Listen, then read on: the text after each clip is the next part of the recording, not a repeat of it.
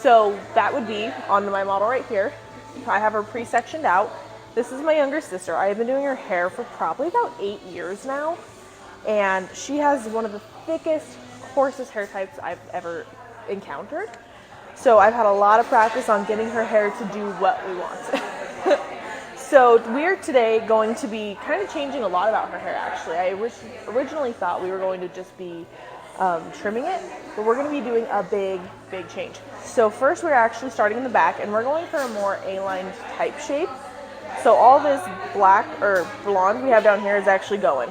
We're cutting it to about there on the back, getting rid of all of that blonde, and it works perfect because we're actually planning on doing a shadow box for her next color, so that works fantastic. And then we're going to be connecting it around the front, giving it a nice A-line shape, and then we're going to be working with exterior layers, which is a really big challenge in itself on thick hair because we usually do interior layers on thick hair to really take out that bulk through the middle. But she really likes square hair cut shapes, and the photos she showed me are only exterior layers.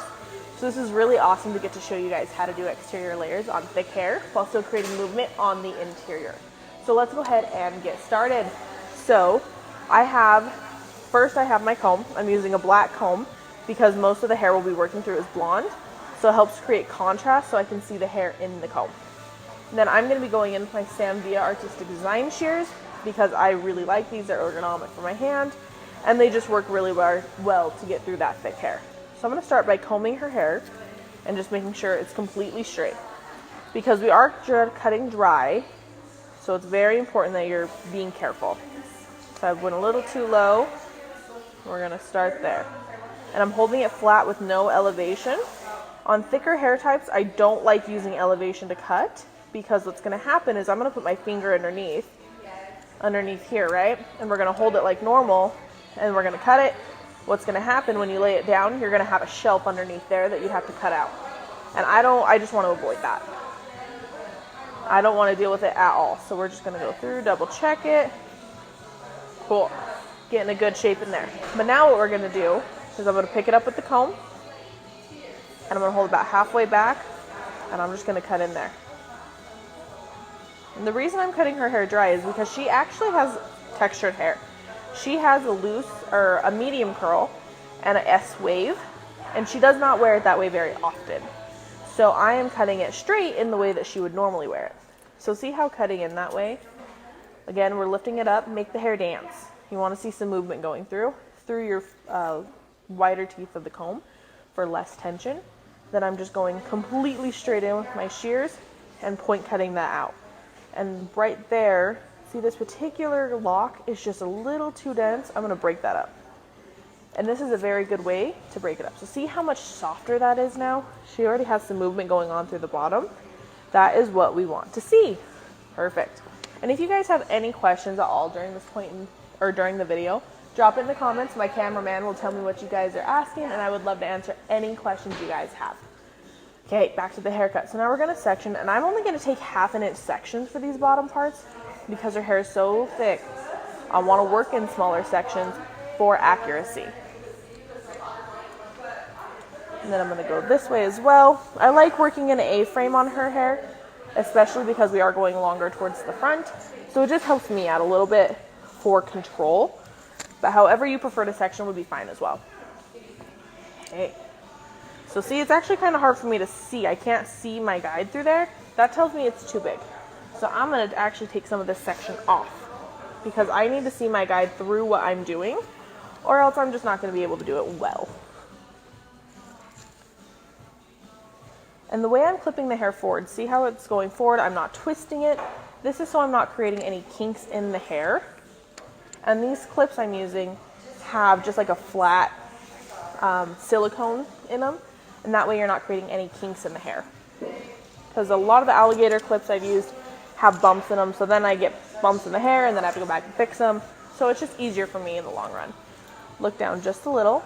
So I want her to keep her head down, especially while working in the nape, because she's going to have the most change in hair elevation at this point, especially because she has a pretty prominent occipital. So if she were to put her head straight and I cut it, we could actually create a shelf underneath there, and I don't want to see that. So I'm going to have her keep her hair down, her head down the whole time. And I'm going to cut this a little bit different than I did last time. Same thing with the comb, creating zero elevation, but now I'm going to point cut. The reason I'm point cutting this section where I cut the last section blunt was because the last section I was creating my perimeter. And I already have a strong perimeter created with that last section, so now I'm just texturizing. And notice how I'm not following around the head. I'm not working like that, because if I keep it all directly straight back, it is going to create the natural length in the front, because we are going for a little bit longer of a look in the front. So see how right there kind of has a dip in it? She straightened it right here, but that's a little not quite as straight. So I'm going to actually pull down with some tension to check that and see how it pulled that out, but now it's even. That tells me it's okay. Okay, we're going to pick up again, make the hair dance through the wide teeth of the comb. I was using the fine teeth. Wide teeth of the comb, cutting directly in. And this is just unlocking movement for her hair. And this is going to cause that interior layering that we need to have movement. Since, like I said in the beginning, we are not going to be having exterior or interior layering. We are only having exterior layering through this haircut. So that's so much softer. See, come over, look right in front. Perfect. A lot softer over here. Not a lot of movement over here. That's what we're going for. We're just going for more movement. We're just going to repeat this throughout. Perfect. That was looking really good. So I'm going to continue this same pattern until I get past her occipital, and then we'll be slightly changing what we're doing. Just going to make sure I can see my guide. Yep, it's faint, but I can see it just enough through there that I am okay to go ahead and cut that section. And for any of you who are just joining us, we are cutting about 2 inches off the back of her hair, and we're going to keep it longer in the front as an A-line section, or an A-line type cut. And we're going to be doing exterior square shaped layers, but because of her density in her hair, we're going to be creating interior layering to help with movement and unlock some texture and movement inside her hair. Okay, so let's go ahead and continue this. Perfect. And it's important that you make sure you're holding your comb straight, because you don't want to, have one side longer than the other. So if you need to comb multiple times to get it how you want to lay, do it. No rush on this. And again, we're point cutting now because I want more movement and texture on the ends. On the very first cut, on the bottom, I cut it blunt to create a strong perimeter, and now I'm point cutting. And now I'm going to go in and do some interior layering, and I'm cutting just straight in. And I'm not afraid to go too deep because I'm so interior on her hair, she will actually never see this part. Like I said, her hair is so extremely thick, she never really sees in here. So if there is a spot that kind of wants to stick up for some flyaways, it's not going to be a big deal for her. I would never do this technique right around the hairline though, because she would notice, and hairline is the thinnest point on our hair. Okay, do we have any questions or comments going on, Connor? Awesome. And again, if you guys do have any questions or comments, feel free to just drop them in there. I would love to answer them and make sure you guys know exactly what's going on. Awesome. So we're getting some really, really great layering and just movement going on in there internally. That's what we're looking for. Okay, now we're above the occipital. So what we're going to be doing, because I'm still taking my sections, it's a little bit wider of a section now. The reason I can take this subsection wider is because I have so much down here that I'll be able to see. So now we are above the occipital. So as soon as I get this section out, I'm going to have her look straight ahead because I don't want to create any sort of shelving in the haircut. Okay, go ahead and look straight ahead, Mariah. Perfect. So again, why we have her look in the down when we're working in the nape is because she has a pretty strong occipital. So if I had her looking up while we're working in this nape section, she would end up with a bunch of shelving through the haircut. But now we're above the occipital, it can fall over like a curtain and not cause any sort of, like shelving or choppiness in the haircut. I'm going to lift her up just a little bit because we always want to be working in our natural, I call it the strike zone if you guys are familiar with baseball. We want to be working between our shoulders and our hips because that's where our body can stay straight. And if your body's straight, the haircut's straight. If you're twisting to the side, when you're cutting a perimeter, the perimeter is going to be twisted as well. So I lifted her up because it was too low. I was going to start twisting my body to get to the point, and that's not going to be good. It's not going to give her a good haircut. So give her a strong perimeter, have her working in your strike zone. Okay. So now what I'm going to do is I'm going to create a tiny bit of elevation. So I just picked up a little bit of my previous section right there, and I'm going to hold it out. What was that? See that again. Yep. So if you look, it's right under there. Can you see that? Perfect. So that's where I want to cut it to. And I'm holding it out just a little because creating this elevation is going to give me more texture when it lays down. There we go. I'm going to do it one more time just because I missed some hairs. So holding it out. There we go. So I'm creating texture by creating this elevation, so it's not all sitting directly right on the same spot, because what will happen with thick hair, it'll start to expand and sit out, and that's how you end up with a triangle shape. So by creating elevation and just the slightest bit of layering on that perimeter, we're avoiding that problem. So for the next section, same thing. And when I'm picking it up, I'm not picking it up completely vertical. I'm now going on a diagonal because that's how my subsectioning is. So I'm following my subsectioning. If I picked it up completely straight, we would end up with just like an odd line. Wouldn't blend naturally. So with my wide tip of my comb, holding it out from the head, there's my guide. And I'm just point cutting that. Then I'm going to lift it up a little more and do my deep point cuts in, because you can see how dense that is on the ends. I'm just going to be unlocking that. And again, even though we're above her occipital, we're still working in the middle of her hair that she is never going to see. This is like the football field area. It goes on forever. So like when we're foiling her hair, this is the part that takes so long. You can see I do chunkier highlights because it just takes so long through this area. And I don't have the time for all that. So picking it up, holding it at the same angle out, and point cutting all that off. And now we're unlocking movement. And we're going completely straight in, because if we were to go on some sort of angle, we'd take too much out, and that's not what we want. So now I'm laying it down. I see right there, just a little longer than I want. I'm just cleaning it up, making sure it's perfect. There we go. And just so much movement and texture going on. Yeah. Okay.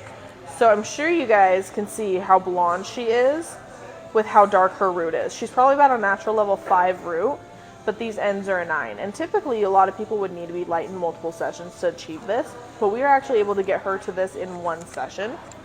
And the reason for that is I used a couple different things we have here at Lonza.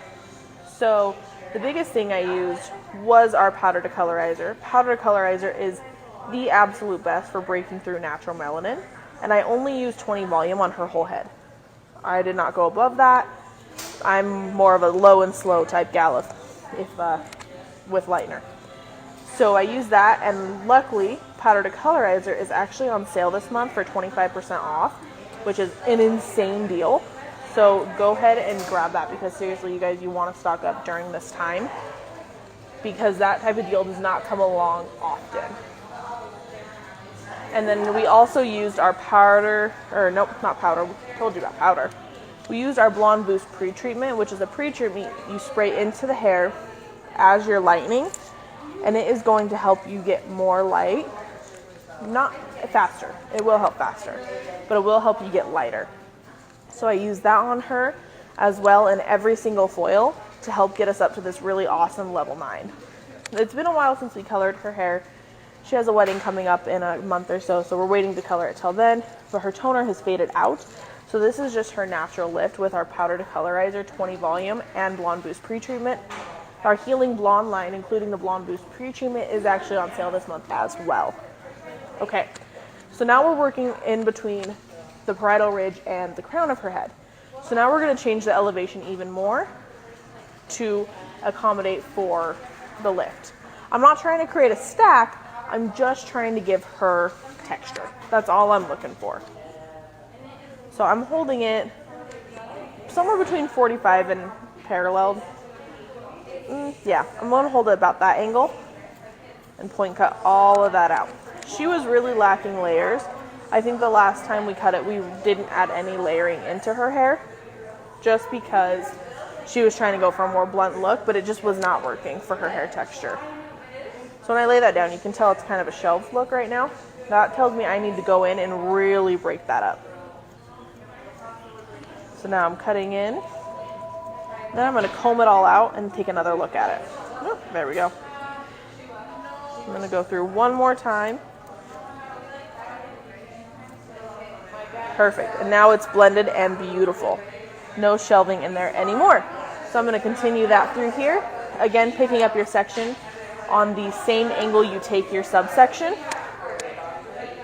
And I'm holding it out, not quite parallel, and I am doing deep point cuts into there. Okay. There we go. Creating a bit of shelf, that's okay. It's just due to the density of her hair. She just got a lot of hair. So I'm going to unlock that by doing some deep point cuts. There we go. Perfect. Oh, a little spot. There we go. All right. And again, if you guys have any questions, comments, please put them in the box down below. I'd love to answer them and help you guys out with any questions you have. And give me a heart reactor, a thumbs up if some of this is kind of helpful to you. Okay. So I'm combing it through to get all that loose hair out so I can double check it. It's very visual, this part. So I'm looking in right there, still things right there and there still seem a little too thick. So I'm going to break that up one more time. Perfect. Raise her chair. This chair, unfortunately, is pretty much as high as it goes. So I'm working at my max height right now. We just upgraded to some new chairs that go taller, but they're not in quite yet.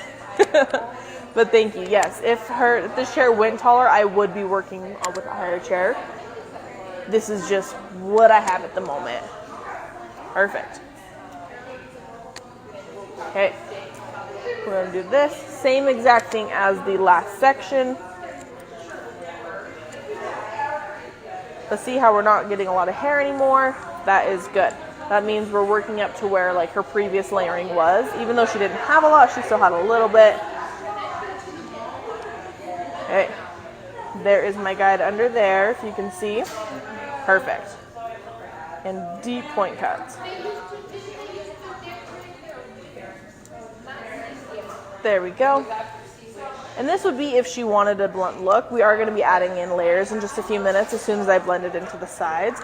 This is just creating a shape and removing some density before I even get to the layers. I've learned with thick hair, it's easier to just remove density as you go. If you wait until the last second, then you're sitting there with your thinning shears just like chopping at it. But if we're doing intentional texturizing, you get a much better overall look and the client leaves a little bit happier. Deep point cuts. Okay. You can see where that was really heavy. That's where I'm focusing on breaking it up. And it looks like I'm taking out a lot. And if she had less hair, yeah, it would be a significant amount I'm taking out. But she has so much hair. Like when I do foils on her hair, if I do a whole head of foils, we're here for 6 hours just on a regular blonde. Okay. All right. Now we're on this last section. You see there's not a lot for us to do here on the ends. So I'm just going to snip that off. Because this is where most of our layering is going to be since we're doing some exterior layers on her. So I'm just cleaning up those ends. But see, we're already having so much movement in her hair from where we were before that it's going to be so much nicer for her. All right, I'm going to spin her and let's go ahead and do the sides.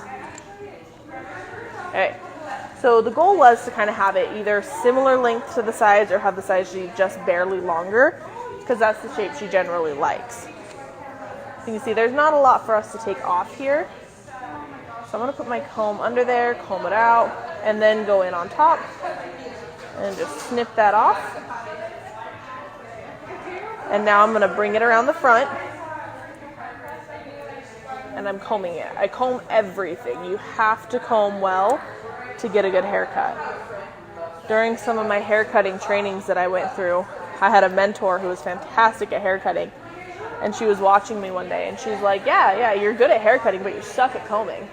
And that made me realize that could be a why my haircuts weren't coming out as perfect as I wanted, because I wasn't focused on the combing to make sure they were perfect. So combing is just as important as cutting when you're doing haircuts. Perfect. We have a really strong perimeter, but still really texturized. So she's not going to feel too heavy. And we still haven't even added the layers in. So it's going to be even better. Okay, now we're going to do this side. She has a side part, so this side's going to have a little bit more hair. So first I'm going to check how much hair is on the perimeter and decide if it's too much for me to take in one section and how much we're going to be taking off. That looks pretty okay, so I think we're safe to go in with just my comb. And I'm putting my shears behind it just to kind of make sure the hair kind of stays where I want. Then I'm holding it again back completely straight, so that way I'm cutting on the same angle the rest of the hair was cut on. So see how that just continues the line we had already created? That's what I'm going for. And now I'm going to over direct to the front. And it's just this front corner I'm really going to worry about, because I know the back's already connected, because that's what I just did. We're using the wide teeth of our comb for less tension. So you can see right there it's kind of sticking out. That's what I'm going to take off. Beautiful. And I'm going to pull it all back one more time and double check it. There's just one little hair right there. Perfect. All right, well now we have her base shape in, where it's a little bit short in the back, a little longer to the front. And that's the shape she really likes. That's what we've been doing for years. We just kind of got away from it for a while, trying some other stuff, but this is just her tried and true. So now let's go in and add some layers. So to do her exterior layering, I'm going to again add the shape and then texturize. Because adding the shape in and then kind of texturizing, but as you go, is a lot easier for me than doing it all and then going back and texturizing. Because it just takes less time and I have more control over the shape. So I'm going to take the hair right around her crown. And you can see that's why I have my nails, so I can just section like that. It's so much easier. And I'm going to hold her hair straight up. And I'm thinking about that much off. Does that sound okay to you, Mariah? Yeah? Okay. So you can see I chose that because that's where it's see-through. So it means dead anyways, essentially. So now I'm going to go ahead and just point that off. And notice on the layers, I'm not doing any blunt cutting because I don't want her to have shelves. I really don't want to have to texturize that out or have her have to worry about it when she gets home. Okay. And it's already blending in. Like, the layers are there, it's blending, and I haven't even really blended them. And it's just that deep point cutting that makes such a huge difference for us. So to create a square shape, I'm going to walk all the hair up to my previous guide and cut it straight off. Anything that falls just in that section. There we go. We're back. We're back. Okay. So we did this first section with the exterior square shape layers. So now we're on the second subsection. So I took halfway through the section we just created onto the round of the head. I'm not going directly through it, just kind of on the edge of it. I'm going to connect the round of the head, or the conversion point from the back and the sides. I'm going to connect that in a minute. I don't want to work in that yet because we have a change of direction on the hairline there, and I don't want to create a hole. So I'm going to walk all my hair up to my guide I just created. There it is. And I'm just going to point that off, and then we're going to do deep point cuts to help add texture into that haircut. There we go. So we have one side up. Pam Huber. Hey, Pam. She said great job. Oh, thank you. Pam is amazing. She is one of our brand consultants for Lanza. If you guys don't know your brand consultants, I highly recommend finding out who they are. They're an amazing help to us in the salon.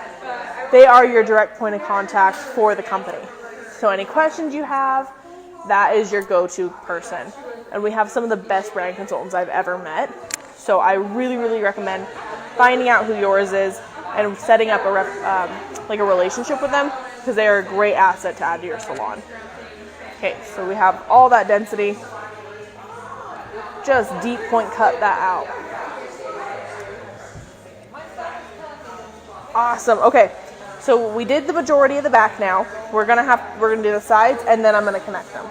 The reason I do that, like I said earlier, is we have a change of direction back here over the conversion point.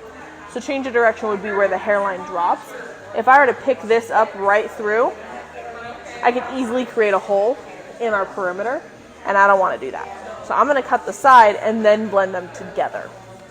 So how I'm going to do that is I'm going to take one section on the side directly over the ear, making sure there's no change of direction where I grabbed. Perfect. And again, just walking it up. Okay. Actually, you know what I forgot to do? I got so ahead of myself, guys. I got so excited to show you how to connect this, I forgot to bring the guide forward.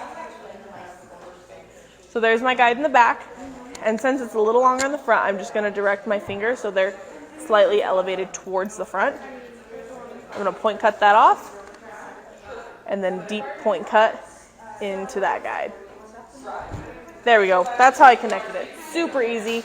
And I did it right over her part line. If she wanted to part it somewhere else, I would be cutting it over that part line. This is just where she parts it every day. So that is what I'm going off of. And if she didn't have a strict part line that she went to, I would just go down the middle. Okay, so now that I have my guide, I grabbed a section directly over the ear, walk it up. Anything that falls out, just let it fall. It's fine. Point cut that to match. Now you can see all my density right through there. Deep point cut that out. Okay. Now we have layers just right there, just that one section. So now here's the fun part, we're going to connect it. So this can be kind of tricky on thick hair. So if we need to take smaller sections to do it, that's what we'll do. But we're going to try it all at once and see how it goes. So I'm going to go from the middle back and the middle of the side. Okay, these are my 2 points. And I'm going to connect them down right over the conversion point. So ideally, if you grab this correctly, this front is actually going to mimic the hairline. So it's going to drop with the hairline. So I want to actually pull this a little deeper. I want to leave more hair out on our perimeter. There we go. So now she has a really strong perimeter still, and they meet directly over the conversion point. And the same thing, I'm going to conjoin these two together and walk it directly up. And notice how I'm combing from both sides. That is so we can get ideal combing, so there's no drooping in it. So that's where I need to connect, and I'm going to point cut that off. Now hold a little lower down and deep point cuts. And this section is typically where the heaviest on our head, just because it's where the two sides meet. So I'm going to even go a little further with the texturizing, and I'm going to grab it and then make a fist. And see how that fanned out the hair for me? Now I'm going to come in and do C shape, carving it out, really pointed to where I want it to be. So see how I'm carving that out? And it's not creating huge gaps in the hair, it's just texturizing. That way when I lay it back down, it's still really soft. There we go. And right where I'm looking at, it still looks a little heavy right there. So I'm going to pick it up. And again, double check that you are not picking up your perimeter on that change of hairline, because we do not want any holes. So this would be the only spot I would connect the layers a little differently because of the density of the hair in this area. So we see that corner there. Perfect. Can you see the corner and how it makes that U shape? I'm going to point cut. I'm not really going to take all the length off that. I'm just going to point cut so it's a lot of the length off of it, just to unlock some of the movement there. And that looks a lot better.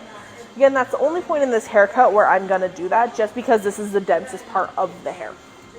So now we have those sides connected, and I'm going to bring it forward. By that I mean I'm going to go through the middle where I've already created a section. I've already cut right there. But now I'm going to come forward more, and I'm going to follow the hairline in the front. So this is slightly angled on a diagonal back, making sure I leave all that hair out, because that's a whole nother perimeter we don't want to touch. If I were to accidentally pull this up, I could cut right here, and then she'd have a big old hole right there. So I'm going to avoid that at all costs. And again, just walk it up, point cut that off, deep point cuts, and I'm not going to do as much deep point cuts because since we're getting to the front of the hairline, I don't want to cause any sort of like holes or thinness through the front. So we're getting so much movement and texture going on in there. But see, it's still just a little too heavy through that middle. And it's going to be like that through the whole haircut. So let's hurry and cut the layers on the other side, and I'm going to show you one last technique to really texturize this hair and give it all the movement that we want, okay? So on this side, again, straight over the ear, about an inch or wide section, making sure I'm not picking up any change in the hairline. We got a comment saying the slide cutting in the corner section is great. Ah, thank you. It is one of my favorite techniques, especially in those corners that are just way too thick. Okay, there's my guide. So I'm going to point cut all that off. Do some deep point cuts. Okay, now we're going to connect the back. Again, middle of the side, middle of the back, creating a triangle directly over the conversion point. And the front of the triangle, this side, should follow the change in direction on the hairline. And all this should be left out so we're not attacking our perimeter and causing holes. Now I'm going to comb them together. And if this is too big of a section or you don't have proper control over this, it's okay to make it a smaller section. Like if you need to cut this down so you're only picking up that much, that's okay. And then go back in and connect this later. That's okay. You take as much as you can control because it's about having control in your haircuts. So walking it straight up. There's my guide. Point cutting that off. And then deep point cuts. Remember, we're working now in the thickest part of the head. Really just going to deep point cut that. And I'm going to go a little lower, fan it out. So I'll do that one more time so you guys can see. Make sure you're focusing on my hand, Connor. So I have it holding straight. I make a fist, and now it's fanned out. And now I'm just going to slide cut, and I'm making a C shape. So I'm working like this. And I'm working in the apex of the blade, which is where the blades meet, right in this corner. That is the sharpest point of our blade typically, because it's the part that gets used the least. So it's the sharpest. And I'm just slide cutting in a C. And the reason I'm doing a C as well is because that's actually going to coerce the hair to go under. It's going to make sure I'm giving it the direction I want, so it's not sticking up all crazy all over. Okay. And again, since we're in the thickest section, this is the only part I'm going to connect down. So I'm going to hold it straight out from the head. There's my corner. And I'm not taking a lot of length off of it, like I am in some points, but it still has that corner. It's just a much thinner corner now. So it gives it more movement. Okay. So now we're going to do one last section in the front. So we're going to avoid the hairline up here. So I'm going to go about an inch back from the hairline, going on a diagonal back, because that's typically the shape that our hairline takes is a diagonal back. And then I'm going to go directly over the ear, kind of taking a subsection of the first cut I did on the sides, and I'm just going to blend that in. There we go. So now we have this beautiful shape going on, lots of texture. Like we would be okay to leave this as is. But Mariah really likes to curl her hair, and sometimes she gets kind of this like big 80s hair she loves to do, and it's really cute. So to give her more movement and more texture so she can get that big hair, because you can see it's kind of dropping down, which would be fine. I am going to go through and I'm going to part her hair out. And so I'm going about, on the sides it's about an inch below her part line, maybe 2 inches below her part line, and then I'm dropping back, so I'm about 4 inches below the crown, because the most of the hair at the back is going to be through this section. And I am just going to clip this up out of my way. We got a comment from Belinda Snyder that says, yes. "So good, thanks." Thank you. Yeah, I really hope you guys can go home and use these. I want you to practice on mannequins, friends, whatever. Just practice these techniques. And all these techniques can be used individually, not only in this haircut. So they can be used individually on any haircut you're doing, just to elevate your style already. These are just tips and tricks to help you work through hair that maybe is a little bit thicker. Okay, so now I'm taking about an inch wide panel, and here's what I'm gonna do. This is really cool, ready? I'm gonna take it with my comb, grab it, and flip.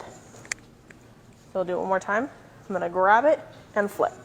And I'm coming in and holding it with my fingers, and I'm just slide cutting down. So I'm actually slide cutting underneath the hair. And what this is gonna do is it's going to help it curve under. So when I flip it back, it encourages the hair to go underneath. So she's still gonna have a lot of movement, but it's not gonna flip her hair up. And see how we're able to get more movement and like texture and volume through there, opposed to this side. So like this side, we got all of that movement happening, or over here it just falls back flat. So we're gonna pick it up, about an inch wide section, comb it, and then flip. And I'm flipping about 1.5 inches below the hairline or the roots, because I don't want to go too high up, because then they're really going to stick out crazy. So this isn't a technique to really thin the hair, it's really to give movement and texture. There we go. So that's going to help a lot with adding movement into her hair. And it's just a little bit, you don't have to do a lot, just a little bit to help touch it. So we're going to do the same on the sides. And I'm going to be aware now where I'm at, that I'm still leaving about 1 inch of hair on her perimeter and 1 inch of hair on top. That way I'm not like, she won't have weird little hairs sticking out on top or the bottom. So we're going to flip and just slide cut in.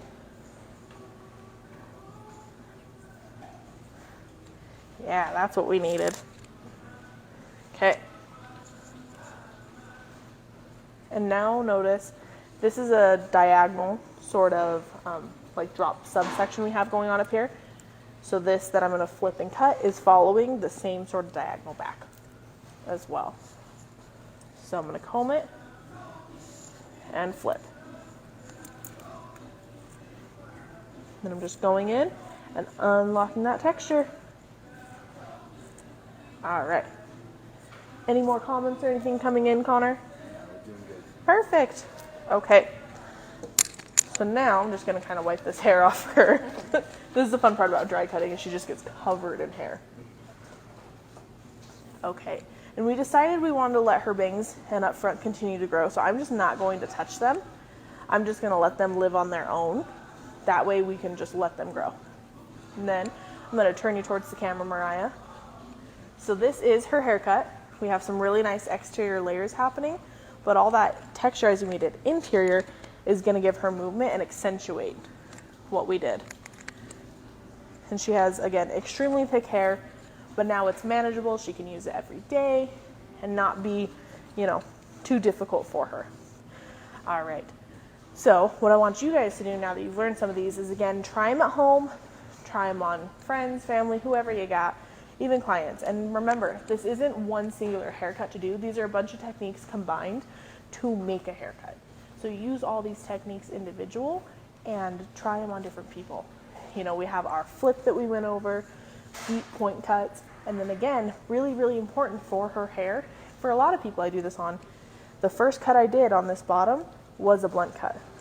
But then after that, everything was point cut or elevated and point cut. Because if we did it really blunt, we would create like a shelf, and it would be like a triangle cut.